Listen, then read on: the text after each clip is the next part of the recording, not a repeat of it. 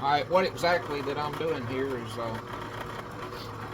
I'm drilling the end of the call body up here for the squirrel distress whistles. You can see by looking in the end, there's a step in that hole. I'm going in with a different size bit, drilling down so far. That's where the sound chamber, the sound mechanism goes in on the squirrel distress whistle. So what I'm doing is I got a box full of the call bodies over here, along with another box that's got the bodies for the hawk screamers. This is a hawk screamer. The call body looks a little bit different. As far as it's kind of an identification thing, when it comes to visual, kind of being able to tell which call is which. If you got 3 or 4 of them hanging together on a lanyard around your neck, you can tell by looking, which is which or whatever. That's the the hawk screamer. I got another box over here that's got the squall coon squallers. That's the raspy deep double reed coon squaller. None of these are finished. These are all freshly made. They don't have a finish on them yet. I'm working on a lot of calls, a lot of orders, and I am also getting stuff ready for the big Christmas event coming up here pretty quick. I'll be at Pickwick Landing there at Pickwick, near the Pickwick Dam on the Tennessee River, December the 13th and 14th. You can come and meet me there, and you can personally make your purchase from me.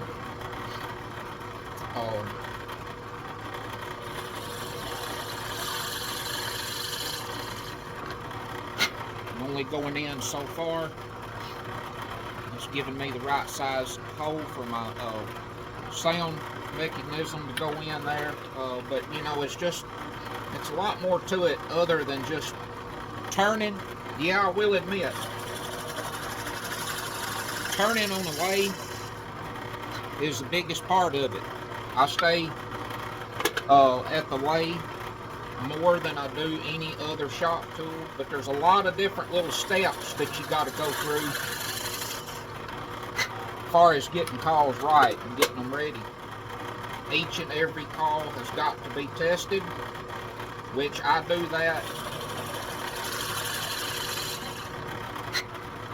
because they gotta be right for the guys or whoever in the field.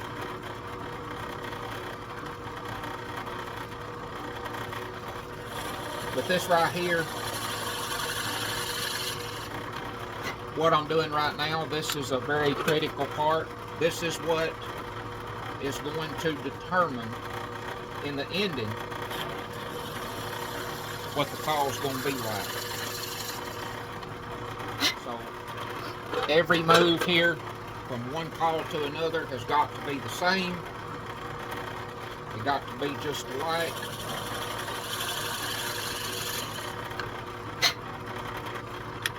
So that's why that, I take my time, get them right. But, this year, 2024, marks 35 years since the beginning or start of Moss's Creek Outdoors.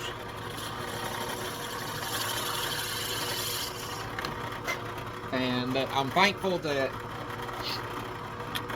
an uncle of mine, or great uncle, which is my grandmother's oldest brother out of 6, showed me what he did many years ago when it comes to the game call industry.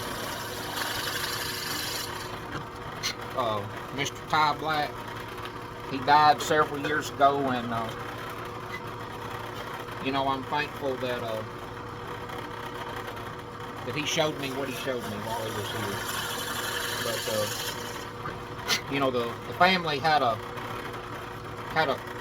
Christmas gathering at his house one time, and when I was 7 years old, and he had a big basement under his house, and that's where he had his tools set up. And he made me a call while I was there, a duck call. I watched him turn it on the lake, and I was hooked ever since. You know, I said, man, you know, I can't wait to do it myself. I want to turn on a lay and make wood round like that.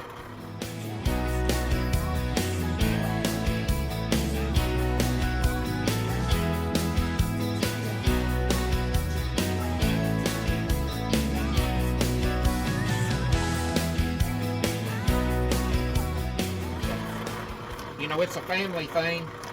As far as calls, been in my family for many years, and today my number one focus is, of course, offering folks out there quality type product, and this day and time with Mosses Creek Outdoors, you know, today is very, very rewarding. I'm blessed to be getting all the orders that I get from nationwide and satisfying customers out there all across the country. I'm ready to start putting the sound making parts in here on these whistles, and again, like I've showed before, that's what it looks like. You put one in there, come down, press it in. Looks like that. Have to come put another one. Looks like that. Have to put it back. Come down. Press it in. Looks like that. See if we can get a sound out of that one.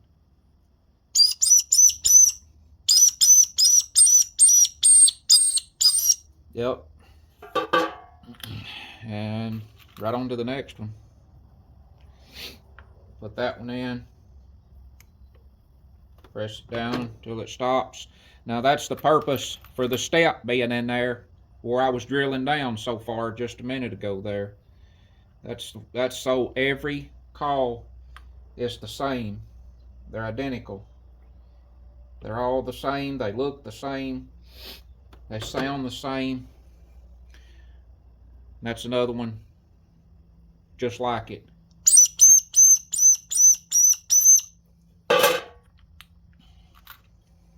Come and do another one. Put the first one in. Press it in till it stops. Get another. Set it up there. Back in. Press it down until it stops. There's another one.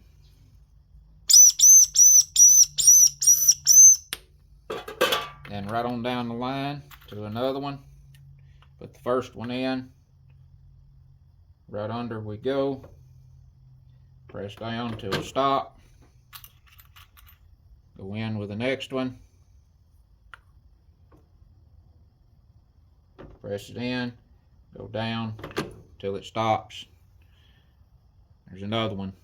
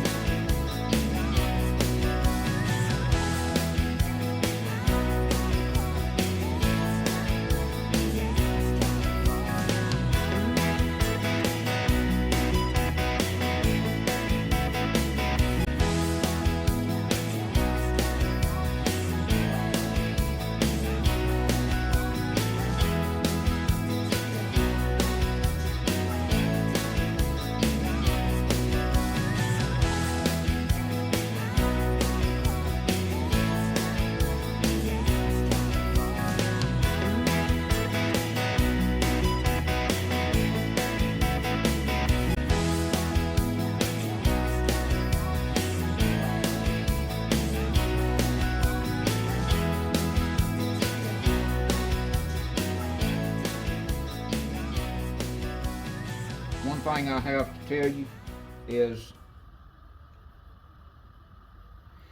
this day and time, or this is how it works for me. You can't start from just scratch and make one call from start to finish. You know, start and turn it and do everything and get it to sounding and finish and all that, and then come back and start all over again from scratch, you know, from the start, and make another. You can't get a volume or a big enough quantity of products that way. So I run my stuff in batches. You know, it's like now I've been building calls for 4 days straight right here, and I have not actually completely finished a single call all the way to finish, ready to ship in these 4 days. You know, I'll spend several days just doing nothing but just making parts. And the only reason that I'm doing this part right here is it's kind of, you know, different types of calls works different. The sound making part here on the squirrel whistle goes in before the finish goes on the call. And in the ending, the finish that I put on, that I use, is it's the CA glue finish. It's about probably like 3 coats of CA glue finish. And that stuff sets up rock hard. You literally cannot hardly sand it off. It is so tough. And it's waterproof. The only thing is I try to keep the finish out of the inside of the call. I've got another call here that I'm going to show you in just a second, that's going to be available on the website in January.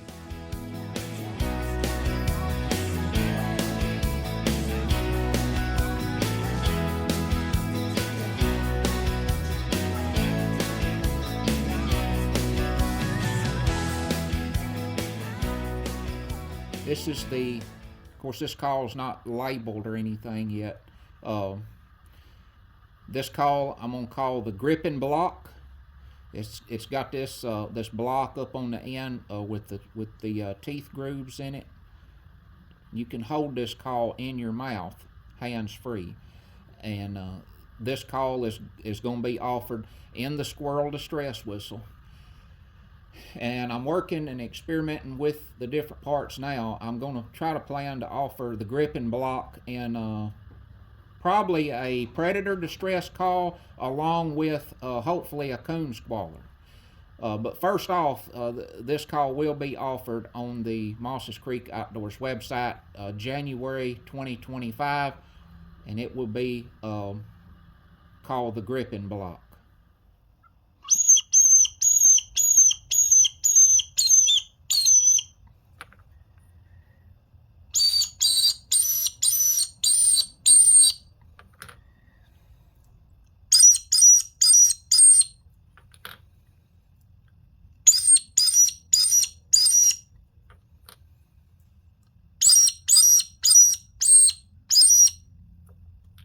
That's the Squirrel Distress Whistle. You can hear how consistent they turn out. Every one sounds exactly the same.